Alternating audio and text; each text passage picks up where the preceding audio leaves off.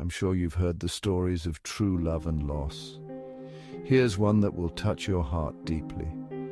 My parents lived to be married for 55 years.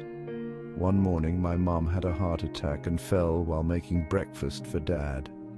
My dad picked her up as he could and dragged her into the truck. At full speed, disregarding traffic lights, drove her to the hospital.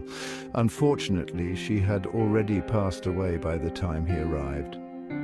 During the burial, my father did not speak. His gaze was lost. He almost didn't cry. That night, his children met him. In an atmosphere of sorrow and nostalgia, we recall beautiful anecdotes.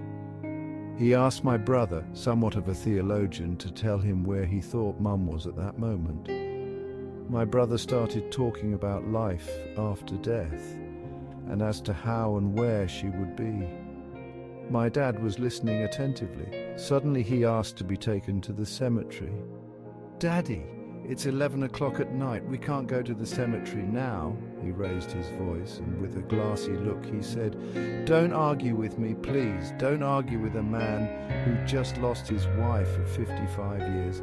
There was a moment of respectful silence. We no longer argued. We went to the cemetery. We asked for permission from the wake keeper. With a flashlight, we arrived to her tomb. My father caressed her tomb. He prayed. Then he told his children as we watched the scene moved.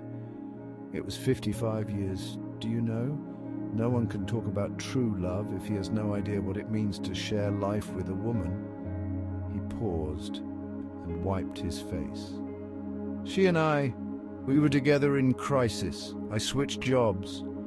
We packed up when we sold the house and moved out of town. We shared the joy of seeing our children finish their careers. We cried side by side at the departure of loved ones. We prayed together in the waiting room at hospitals, and we leaned on each other in pain. We hugged each other every Christmas and, most importantly, forgave each other's mistakes. Now she is gone from this world, and I'm happy because she left before me. She didn't have to go through the pain of burying me and of being left alone here. I'll be the one going through it, and I thank God for this. I love her so much I wouldn't have liked her to suffer. When my dad finished talking, my brothers and I had our faces soaked in tears. We hugged him and he comforted us. "Emma, it's all right. We can go home now. It's been a good day." That night I understood what true love is. It is far from romanticism. It has nothing to do with eroticism nor sex, but rather it is linked to hard work, being complementary, caring for one another. And above all, true love is professed to each other by two very committed people.